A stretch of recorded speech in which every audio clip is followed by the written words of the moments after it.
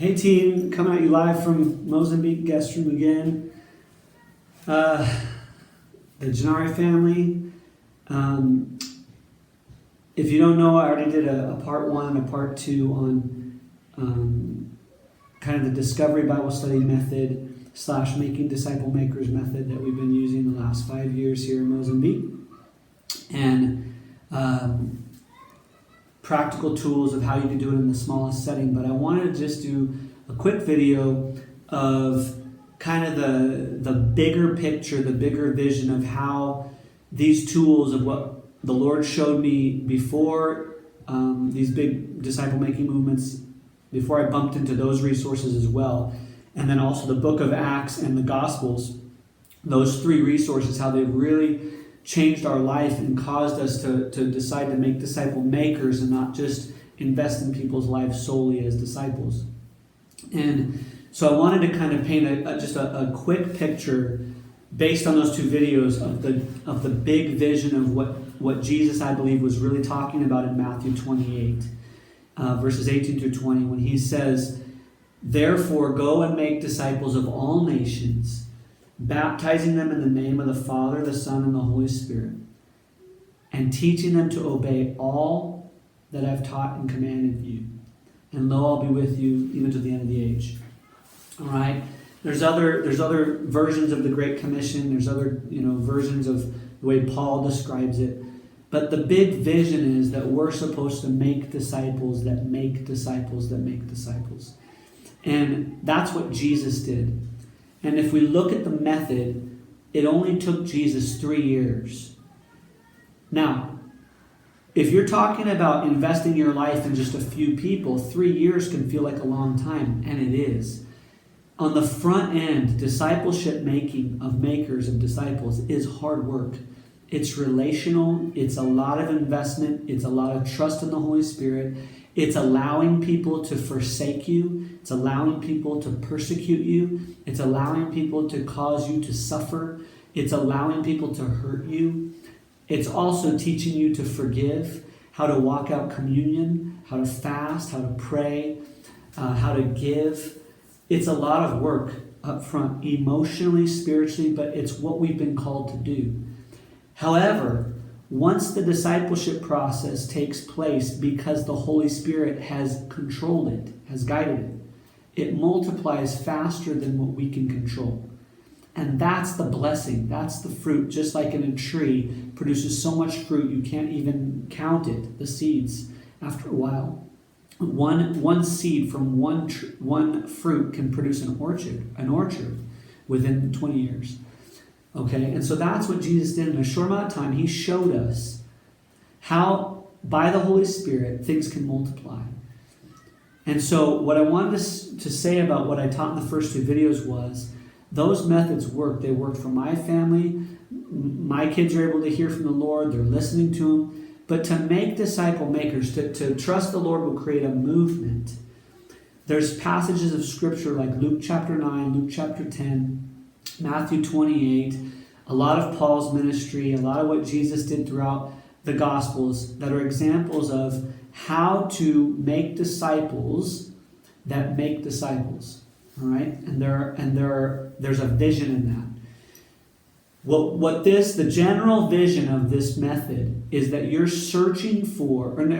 you're looking for an already prepared person of peace, house of peace, or town of peace. All right? What does that mean? A person of peace can easily be described with a couple of values. 1, they're hungry for the things of God. All right? It's insatiable to them. They've got to learn more. They want to learn more. There's not a resistance on the Word of God.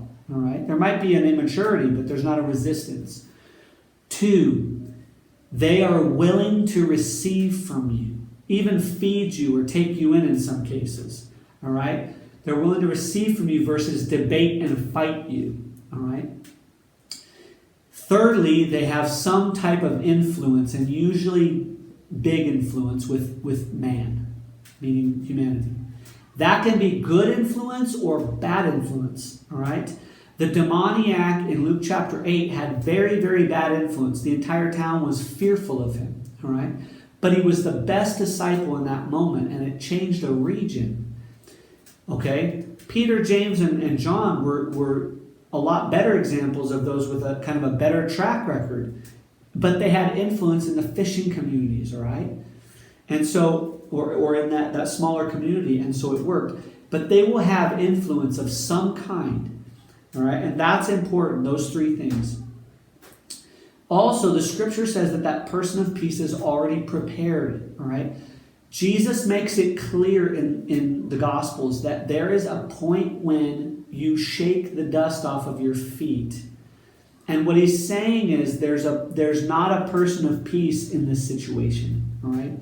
It's not worth kicking against the goads or fighting with someone when God's already prepared someone that could reach that person you're fighting with later, all right? And so in compassion and love, you take the persecution, but you move to the person of peace. Why? Because love covers a multitude of sins, all right? And culture, we don't know. It'd be the person of peace here that's supposed to reach that one. We don't know. All right? All we know is in Luke chapter 8, Jesus has a chance with the demoniac when this miraculous change takes place. He goes across a lake, meets one person. He hadn't even been on the land for more than 5 minutes, and this demoniac meets him. And this demoniac had changed the whole region for fear. When he was completely changed and in his right mind and light and ready to follow Jesus, Jesus doesn't let him follow. Jesus turns around in the boat, goes all the way back to the lake, and gives this guy one command. Go tell everybody what God's done for you. And in Matthew 14 and 15, at the end of one of those chapters, you see that he changed the whole region. All right? And so the vision is find a person of peace, a house of peace, or a town of peace, and let your peace reside there. All right? In a practical way, how we've done it here, and how I know some of the people we've trained through disciple-making movements and church-making movements, how they've done this is, for instance, here, I found 3 people of peace. Those people of peace had influence. We began having, they wanted to learn the Word of God. So I told them, I'm looking to walk you through discipleship with Christ. All right? They wanted that. So they invited people for a few weeks, and we walked through some of these Discovery Bible passages, kind of the 7 commandments of Christ and other things that would lead them to want to follow Jesus. After a short amount of time, it was very clear by asking the questions that I've taught you, who the Holy Spirit was working in, who was the person of peace and who wasn't. It didn't mean I ignored the other ones. It meant that I didn't go through them. I matured them when I saw them, but the ones that were the people of peace, I challenged to go give out the Word of God, to give out the seed. All right? I may do a part 4 on this, on the 4 soils, because that was a key part of us growing together as disciples. When those people of peace are challenged to go share the Word of God and come back obedient to it, they will do it. Okay? The demoniac obeyed Jesus. He wanted to go with Jesus so bad, but he didn't go away bitter, mad, or argumentative. He went back and changed the whole region. So same here, a person of peace will do the same. And within 6 months to a year, I was going out to these guys' villages 2 or 3 times a week, going over Bible studies, asking these questions, maturing them, having them go share and come back. And I very quickly saw who was obedient and sharing. And what happens is you ask that question, who did you share with? And they tell you. How did it go? And you begin to realize that there's other people of peace. All right? And so what I began to do was then I began to only go out there once a month. And on the second or third time, I would tell them, you need to lead the group this week. Here's the passage. I can't come this week. Tell me how it goes. Now, I had made for them in Portuguese a very similar cue card like this to what I have taught in the last 2 videos so that they could actually remember and learn. But by this time, because they're an audio culture, they had already memorized what we were doing. And so I began to come back and their group started to grow. The group we originally had actually shrunk, their group started to grow. So the second generation started to grow, and so that's where I spent my time investing. After that, which point they started doing the same thing. Then it was at a point where I could actually have them plant groups where I never even came to them. All right? And during that process, people were baptized and things like that. And so the goal is to find a person of peace. Within the group, as you're asking the questions, deciding who the person of peace is that's coming back obedient and sharing more. Those are the ones that you're going to end up finding more people of peace, more houses of peace, and you're going to go with that original disciple to them and start groups there. The temptation is going to be to invite those other people to your group. You don't need to. Have them meet with their family, and when you find a person of peace there that's willing to grow, you teach them these methods, and then eventually you let them run the group. And it doesn't take a lot of time.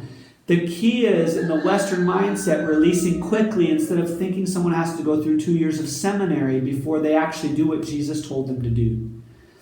So in the book of, in the Gospels, Jesus does this very quickly.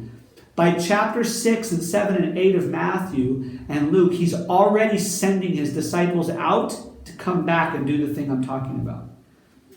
All right? And so that's the big vision. All right? Find a person of peace, find a house of peace, find a town of peace, stay on with them, read the Word of God, share the questions, let them hear from the Holy Spirit. When you discover a person of peace, leave the group. Let this person help lead the group. You keep coming back, and when they're ready, have that mature group lead itself, and then let this person go and find another person of peace. All right? Paul describes it this way in chapter 2 of Timothy, verse 2. He says, Timothy, entrust to those who can teach those that are also trustworthy. In other words, Paul is entrusting to Timothy, who's entrusting to someone, who's entrusting to someone. You have 4 generations. Paul is saying that this generation should be saying the same thing about the Holy Spirit as him. 4 generations deep at least. And so the vision is, if we were to do that, Jesus said it this way: you will be my witnesses in Jerusalem, Judea, Samaria, and the outer parts of the world. 4 generations. Jesus says it in this parable. The seed is thrown on the path with rocks, the path with thorns, and the good soil. You see the pattern? There's a 4-generational deep corporate word and individual, because when it goes that deep, when it goes to the sons of the father's fathers, the 4th generation, right? Then you have embedded culture, right? You have actual DNA. You've changed a generation, is what I believe.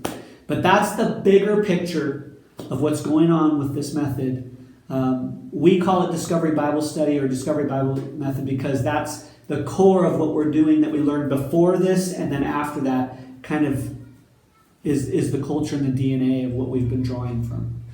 All right? I might do a 4th teaching on a 4th practical tool on the 4 soils. Maybe we'll read the passage together and do it, because I think it's just such an amazing way of actually following through the person of peace method. I think there's a key in that to the kingdom.